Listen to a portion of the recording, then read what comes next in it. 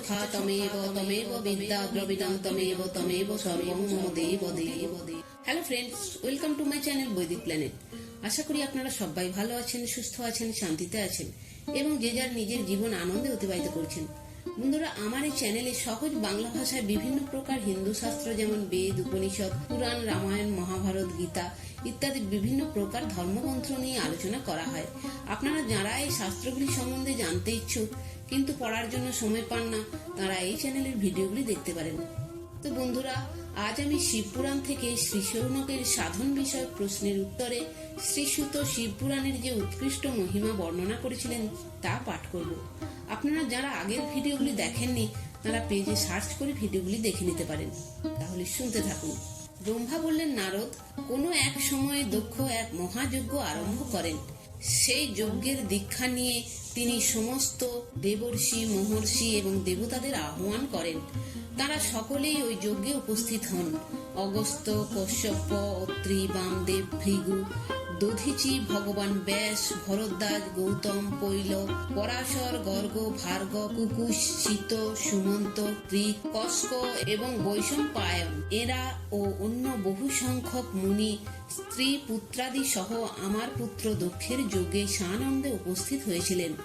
এতদ্ব্যতীত সমস্ত দেবগণ, মহা অভ্যুদয়শালী লোকপালগণ এবং সব দেবতাও তাঁর অধীনস্থ সৈন্য সামন্ত সহ সেখানে এলেন। দক্ষ প্রার্থনা দ্বারা ব্রহ্মাকে অর্থাৎ আমাকে ও অন্যান্য সকলের সঙ্গে সত্যলোক থেকে আহ্বান করলেন। এইভাবে নানা প্রকার সাদর প্রার্থনা করে বৈকুণ্ঠ লোক থেকে ভগবান বিষ্ণুকে সেই যজ্ঞে আমন্ত্রণ করা হয়। শিবদ্রোহী দুরাত্মা দক্ষ তাঁদের সকলের অত্যন্ত সাদর অভ্যর্থনা করেন। বিশ্বকর্মা অত্যন্ত দীপ্তিমান, বিশাল এবং বহুমূল্য দিব্য প্রাসাদ তৈরি করেছিলেন।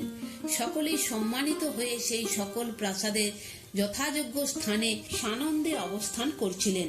কনখল নামক তীর্থে এই যজ্ঞ হচ্ছিল। দক্ষ সেই যজ্ঞে ভৃগু প্রভৃতি তপস্বীদের ঋত্বিক করেছিলেন। সমস্ত মরুদগণের সঙ্গে ভগবান বিষ্ণু তার অধিষ্ঠাতা ছিলেন। আমি অর্থাৎ ব্রহ্মা বেদত্রয়ীর বিধি অনুসারে যজ্ঞ পরিচালক রূপে ছিলাম। এইভাবে সমস্ত দিকপাল তাদের অস্ত্রশস্ত্র ও পরিবার সহ দ্বারপাল এবং রক্ষক নিযুক্ত হয়েছিলেন। যজ্ঞ স্বয়ং সুন্দর রূপ ধারণ করে দক্ষের সেই যজ্ঞ মণ্ডপে উপস্থিত হয়েছিলেন। মহামুনিদের মধ্যে শ্রেষ্ঠ সকল মহর্ষি স্বয়ং বেদ ধারণকারী হয়েছিলেন। অগ্নিও সেই যজ্ঞ মহোৎসবে শীঘ্র বিশ্ব গ্রহণ করার জন্য তার সহস্র রূপ প্রকটিত করেছিলেন। ৮৮,০০০ ঋত্বিক একসঙ্গে যজ্ঞ করছিলেন। ৬৪,০০০ দেবর্ষি উদ্গতা ছিলেন। অধূর্য এবং হোতাও তত সংখ্যায় উপস্থিত ছিলেন। নারদ প্রমুখ দেবর্ষি এবং সপ্তর্ষি পৃথকভাবে গাথা গীত করছিলেন। দক্ষ সেই যজ্ঞে গান্ধর্ব, বিদ্যাধর, সিদ্ধ দ্বাদশ আদিত্য, তাদের পারিষদ, যজ্ঞ এবং নাগলোকে বিচরণকারী সমস্ত নাগেদেরও বৃহৎ সংখ্যায় বরণ করেছিলেন। ব্রহ্মর্ষি, রাজর্ষি এবং সমস্ত দেবর্ষি ও বহু সংখ্যক নরেশও আমন্ত্রিত হয়েছিলেন। তারা তাদের মন্ত্রী ও সেনা সহ এসেছিলেন। দক্ষ তাঁর যজ্ঞে বসু আদি সমস্ত বন দেবতাদের বরণ করেছিলেন। কৌতুক ও মঙ্গলাচার করে দক্ষ যখন যজ্ঞের দীক্ষা নিলেন তখন তার জন্য বারংবার স্বস্তি বাচন করা হচ্ছিল। তখন তিনি সপত্নীক অত্যন্ত শোভা পাচ্ছিলেন। এত সব করলেও দুরাত্মা দক্ষ সেই যজ্ঞে ভগবান শম্ভুকে আমন্ত্রণ করেননি। তার দৃষ্টিতে মুন্ডমালাধারী হওয়ায় শম্ভু কখনোই যজ্ঞে অংশগ্রহণের যোগ্য নয়। সতী প্রজাপতি দক্ষের প্রিয় কন্যা ছিলেন, তবুও কপালের পত্নী হওয়ায় দোষ দৃষ্টিযুক্ত দক্ষ তাকেও যজ্ঞে আহ্বান করেননি। এইভাবে যখন দক্ষের সেই যজ্ঞ মহোৎসব আরম্ভ হলো এবং যজ্ঞ মণ্ডপে সমবেত সব ঋত্বিক নিজ নিজ কর্মে ব্যাপৃত হলেন, তখন সেখানে ভগবান শঙ্করকে উপস্থিত না দেখে শিব ভক্ত দধিচি অত্যন্ত উদ্বিগ্ন হয়ে বললেন। দধিচি বললেন, প্রধান প্রধান দেবতা এবং মহর্ষিগণ, আপনারা সকলে প্রসন্নতাপূর্বক আমার কথা শুনুন। এই মহাযজ্ঞ উৎসবে ভগবান শঙ্কর আসেননি। তার কারণ কি? যদিও এখানে দেবেশ্বর, বড় বড় মুনি ও লোকপাল এসেছেন, তবুও এই মহাত্মা পিনাক পানি শঙ্কর ব্যতীত এই যজ্ঞ শোভা পায় না। বড় বড় বিদ্বানেরা বলেন যে মঙ্গলময় শিবের কৃপা দৃষ্টিতে সমস্ত মঙ্গল কার্য সুসম্পন্ন হয়। যার এমনই প্রভাব, সেই পুরাণ পুরুষ বৃষভধ্বজ পরমেশ্বর শ্রী নীলকণ্ঠকে এখানে কেন দেখা যাচ্ছে না? দক্ষ, যার সংস্পর্শে এলে অথবা যাকে স্বীকার করে নিলে অমঙ্গল ও মঙ্গল হয়ে ওঠে এবং যার পঞ্চদশ নেত্রের দৃষ্টিপাতে বড় বড় নগর তৎক্ষণাৎ মঙ্গলময় হয়ে ওঠে, এই যজ্ঞে তাঁর পদার্পণ হওয়া অত্যন্ত প্রয়োজন।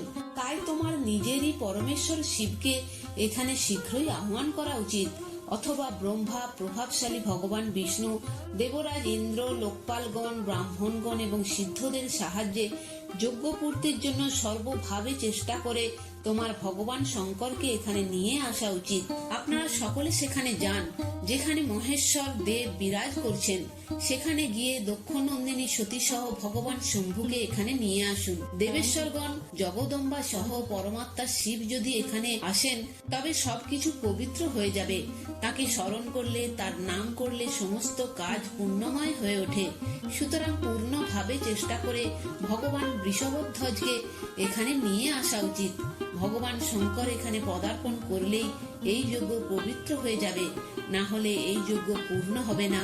এই আমি সত্য কথা বলছি। দধিচির কথা শুনে দুর্বুদ্ধি সম্পন্ন মূঢ় দুঃখ হেসে রোষপূর্বক বললেন, ভগবান বিষ্ণু সমস্ত দেবতাদের মূল, যার মধ্যে সনাতন ধর্ম প্রতিষ্ঠিত। একেই যখন আমি সাদরে আমন্ত্রণ করেছি, তখন এই যজ্ঞ কর্মে আর কি ন্যূনতা থাকতে পারে? যার মধ্যে বেদ, যজ্ঞ এবং নানা কর্ম প্রতিষ্ঠিত, সেই ভগবান বিষ্ণু এখানে উপস্থিত। ইনি ছাড়া সত্যলোক থেকে লোক পিতামহ ব্রহ্মা, বেদ, উপনিষদ এবং বিবিধ আগম সহ এখানে এসেছেন। দেবগণের সঙ্গে স্বয়ং দেবরাজ ইন্দ্রেরও শুভাগমন হয়েছে এবং আপনার মতো নিষ্পাপ মহর্ষিও এখানে এসেছেন। যে সকল মহর্ষি যজ্ঞে সম্মিলিত হওয়ার উপযুক্ত, শান্ত এবং সুপাত্র, বেদ বেদান্তের তত্ত্বজ্ঞাতা, দৃঢ়তা সহ ব্রত পালনকারী, তারা সকলে এবং আপনিও যখন এখানে উপস্থিত হয়েছেন, তখন রুদ্রকে আমাদের কি প্রয়োজন? বিপ্রবর, আমি ব্রহ্মার কথাতেই নিজ কন্যার সঙ্গে রুদ্রের বিবাহ দিই। আমি জানতাম যে হর কুলীন নয়, তার মাতাও নেই, পিতাও নেই। তিনি ভূত, প্রেত, পিশাচের প্রভু, একাকী থাকেন। তাকে অতিক্রমণ করা কারো সাধ্য নয়। তিনি আত্মপ্রশংসক, মূঢ়, জড়, মৌনী এবং ঈর্ষা সম্পন্ন। এই যজ্ঞকর্মে আমন্ত্রণের অযোগ্য, তাই আমি তাকে এখানে আহ্বান করিনি। সুতরাং দধিচি ঋষি, আপনার এরূপ কথা বলা উচিত নয়। আমার অনুরোধ যে আপনারা সকলে আমার এই মহাযজ্ঞ সফল করুন। দক্ষের কথা শুনে দধিচি সমস্ত দেবতা এবং মুনিদের শুনিয়ে এক সারগর্ভ কথা বললেন। দধিচি বললেন, দক্ষ, ভগবান শিব ছাড়া এই মহাযজ্ঞ অযোগ্য হয়ে গেছে। এখন এটি যজ্ঞ নামের উপযুক্ত নয়। বিশেষত এই যজ্ঞে তুমি বিনাশ প্রাপ্ত হবে। এই কথা বলে দধিচি একাকী তখনই দক্ষের যজ্ঞস্থল থেকে বেরিয়ে তার আশ্রমের দিকে রওনা হলেন। তারপর যারা প্রধান প্রধান শিব ভক্ত এবং শিব মতের অনুসরণকারী ছিলেন, তারাও দক্ষকে শাপ দিয়ে তৎক্ষণাৎ সেখান থেকে বেরিয়ে নিজ নিজ আশ্রমে চলে গেলেন। মুনিবর, দধিচি এবং অন্যান্য ঋষিগণের এই যজ্ঞ মণ্ডপ থেকে চলে যাওয়ার পর দুর্বুদ্ধি শিবদ্রোহী দক্ষ সেই মুনিদের উপহাস করে বললেন। দক্ষ বললেন, শিবই যার প্রিয়, সেই নামমাত্রের ব্রাহ্মণ দধিচি প্রস্থান করেছেন। অন্যান্য যারা তার মতো, তারাও আমার যজ্ঞশালা থেকে চলে গেছেন। এ অত্যন্ত সুলক্ষণ। আমার এই ইচ্ছাই ছিল, দেবেশ, দেবতা ও মুনিগণ, যাদের বিচার শক্তি নষ্ট হয়ে গেছে, যারা মন্দ বুদ্ধি ও মিথ্যাচারে ব্যাপৃত, তেমন বেদ বহিষ্কৃত দুরাচারী লোকেদের যজ্ঞকর্মে না থাকাই উচিত। বিষ্ণু ইত্যাদি আপনারা সকল দেবতা এবং ব্রাহ্মণগণ হলেন বেদবাদী। সুতরাং আপনারা আমার এই যজ্ঞ সত্তর সফল করুন। ব্রহ্মা বললেন, দক্ষের কথা শুনে শিবের মায়ায় মোহিত সমস্ত দেবর্ষি সেই যজ্ঞে দেবতাদের পূজা ও হোম করতে শুরু করলেন।